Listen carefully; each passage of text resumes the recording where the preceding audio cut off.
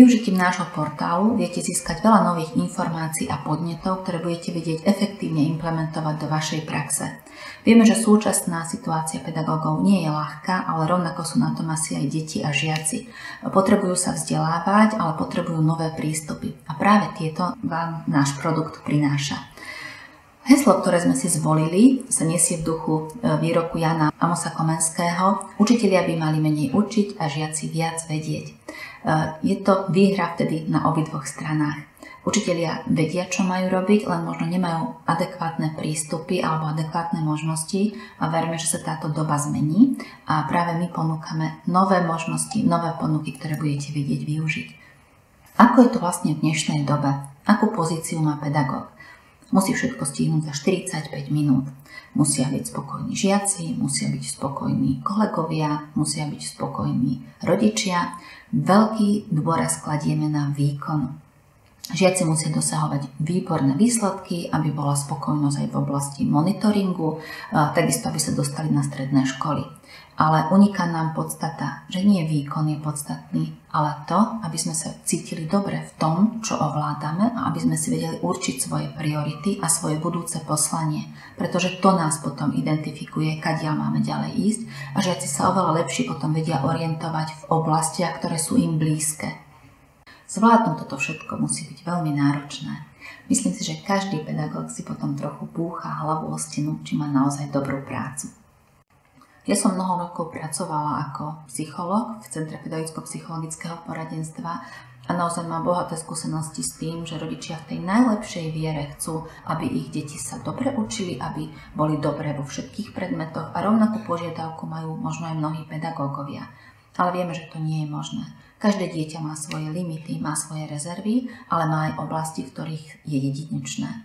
A tieto chceme u dieťaťa prostredníctvom nášho portálu a nášho projektu objavovať a podporovať. Možno si potom poviete, že mám skvelú prácu, ale cítite sa z nej často vyšťavení, unavení. A tomuto chceme tiež predísť. Chceme, aby v rámci nášho projektu boli spokojní aj pedagógovia, aj žiaci. Čo znamená pomáhať a ako pomáhať? Mnoho pedagógov sa snaží naučiť žiakov všetko čo najlepšie. Vieme sami, že to vždy nie je možné. Jednak tam chýbajú zručnosti žiakov, chýba potenciál žiakov, motivácia.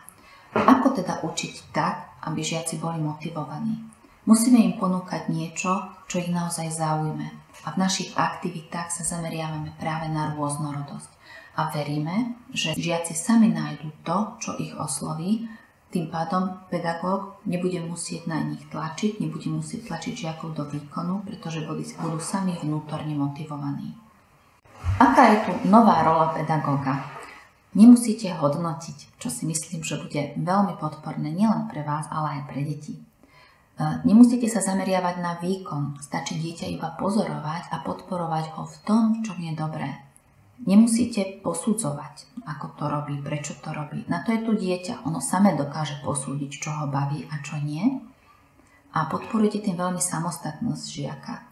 Dieťa si uvedomí, čo ho baví a zároveň sa dozvie aj tie dôsledky toho, keď bude vykonávať túto činnosť, kde sa potom ďalej vie uplatniť. A žiak preberá zodpovednosť za svoje rozhodnutia. Aké sú tu ďalšie benefity pre pedagóga? Je to dostupnosť týchto materiálov na portáli. Vaša príprava bude teda minimálna. Sú tam pripravené dotazníky, testy, zároveň aj s vyhodnotením. Nebudete musieť rozoberať nič, všetko vám poskytne portál. A máte dostatok času na jednotlivé aktivity. Nebudete naháňaní časom ani zvonením, ktoré sa končí 45. minútou. Benefity pre žiakov sú tiež zadefinované v rámci nášho projektu. Deti si vďaka tomu, že získajú informácie o sebe, budú viac sami seba vážiť, to znamená zvýši sa ich sebavedomie. Zvýšením sebavedomia predpokladáme aj zníženie sociálno-patologických javov na školách, pretože dieťa, ktoré má zdravé sebavedomie, nemá potrebu na seba viac upozorňovať a získavať si dôveru iným spôsobom. Rozvíjame kreativitu žiakov a tým, že zistia, čo ich baví, budú vnútorne motivovaní. Teda pedagóg nebude nútený žiakov tlačiť do výkonu, pretože tá motivácia pôjde zvnútra. To znamená, deti budú robiť aktivity s nadšením a rady. A takisto sa odbúra stres na vzdelávaní, čo je ďalšou nevýhodou dnešného školstva. Veľmi dôležitá je rola pedagóga aj v rámci nášho projektu. Len prosím, ostaňte tu skôr v roli detektíva a nie sudcu. Skôr sa deti pýtajte, prečo ich to baví, ako sa cítia v danej aktivite a uvidíte, že tie odpovede budú možno pre vás veľmi zaujímavé. V 3. ročníku sa zameriavame na rozvoj zdravého sebavedomia. Využívame tu aj didaktickú pomôcku, rozprávky nielen na čítanie, ktorá je zameraná práve na rozvoj zdravého sebavedomia a rozvoj emočnej inteligencie. Rozvíjame sociálne zručnosti žiakov, ale aj manuálne zručnosti, pretože v tomto období sú deti už v tej jemnej aj hrubej motorike začínajú lepšie dozrievať. A samozrejme je tu veľký dôraz skladený na zdravie, na prírodu a tieto aktivity sa realizujú priamo v teréne. V 4. ročníku už začíname s identifikáciou povolaní. Začíname s tým, čo je deťom blízke, v ich rodine. Prostredníctvom rodičov a svojich najbližších si deti lepšie uvedomujú, aké zručnosti, aké vlastnosti a čo je vlastne potrebné k vykonávaniu daného povolania. Tieto jednotlivé profesie potom podporujeme v rámci nášho projektu rôzne besedy s rodičmi, kde sa deti budú môcť dozvedieť niečo viacej aj o rôznych povolaniach. Venujeme sa bližšej analýze povolaní a tomu, čo všetko je k danému povolaniu potrebné. V 5. ročníku sa zameriavame na identifikáciu vlastných záujmov, na sebapoznávanie, aby deti vedeli a dokázali pomenovať, v čom som dobrý a tomu im dopomôžu práve naše aktivity.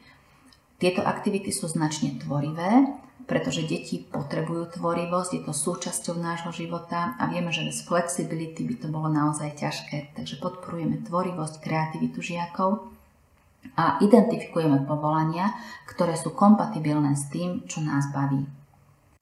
6. ročník je zameraný na analýzu silných stránok. Samozrejme pomenovávame aj tie slabé, ale rozvíjame silné stránky. Identifikujeme predsudky, aké sú v nás, venujeme sa tomu, či je dobré vykonávať povolanie, ktoré možno v rámci svojho vnímania vnímame ako čisto mužské alebo ženské, ale vieme, že rovnako úspešné môžu byť obe pohlavia, aj keď to nekoreluje celkom s našimi predsudkami, ktoré voči jednotlivým povolaniam máme. Zaoberáme sa aj virtuálnym svetom okolo nás, ako nás vie ovplyvniť. 7. ročník je zameraný aj na hodnoty. Vieme, že morálne hodnoty a hodnoty, ktoré nás obklopujú, sú veľmi dôležitou súčasťou toho, aby sme viedli spokojný a plnohodnotný život. Preto rozvíjame tieto hodnoty, identifikujeme ich a rozlišujeme, čo je správne a čo nie. Vďaka tomu si deti budú lepšie vedieť hodnotiť svoju prácu, aj prácu ostatných. Hľadáme kompatibilitu našich a profesijných hodnôt. A deti sa tu už zameriavajú na to, čo by bolo pre nich ideálnou prácou, teda hovoria o svojej vysnívanej práci a hľadáme potom cestičky, ako sa k nej dostať. 8. ročník je zameraný na identifikáciu zmyslu práce. V tomto ročníku sa už venujeme aj dotazníkom a testom. Žiaci si na základe ich rozboru môžu dospieť k lepšiemu sebapoznaniu, utvrdia si niečo v sebe alebo naopak vyvrátia a môžu o tom diskutovať, analyzovať. Rozhoduje sa to už aj o ďalšom profesijnom smerovaní. 9. ročník je zameraný na trh práce a jeho trendy. Máme záujem o to, aby žiaci, ktorí sa rozhodnú pre ďalšie vzdelávanie, boli aj úspešní na trhu práce. Preto je dôležité vedieť a poznať trendy práce, vedieť a poznať to, po čom trh práce teraz siaha, aké profesie sú žiadané, aká je uplatniteľnosť jednotlivých vzdelávacích odborov. V tomto ročníku sa venujeme aj syntéze, to znamená výstupom aktivít z jednotlivých ročníkov, ktoré si žiaci zaznamenávajú. A v prípade, že žiak ešte stále potrebuje nejaké poradenstvo, tak mu pedagóg môže odporúčiť špecializované centra, ako je napríklad Centrum pedagogicko-psychologického poradenstva, alebo môže ešte individuálne konzultovať aj s kariérnym poradcom. Čo rozumieme pod pojmom výstup? Výstupom žiaci získavajú komplexné skúsenosti v rôznych oblastiach, ktoré im napomôžu v sebaorientácii. To znamená, budú vedieť, v čom sú dobrí, aké sú ich silné stránky. Všetky tieto výstupy si budú vedieť správne nakombinovať s tým, čo trh práce ponúka a aké profesie sú v súčasnosti žiadané. Naším cieľom je pomôcť žiakom uspieť na trhu práce, ale predovšetkým nájsť to, čo ich baví, nájsť ich silné stránky, pomôcť im naďalej sa rozvíjať a aby potom vedeli viesť zmysluplný a plnohodnotný život v oblasti práce, ktorý samozrejme úzko súvisí aj s vnútornou spokojnosťou. Tematické zameranie a prehľad jednotlivých ročníkov nájdete v našom kruhovom diagrame, ktorý je zobrazený na portáli.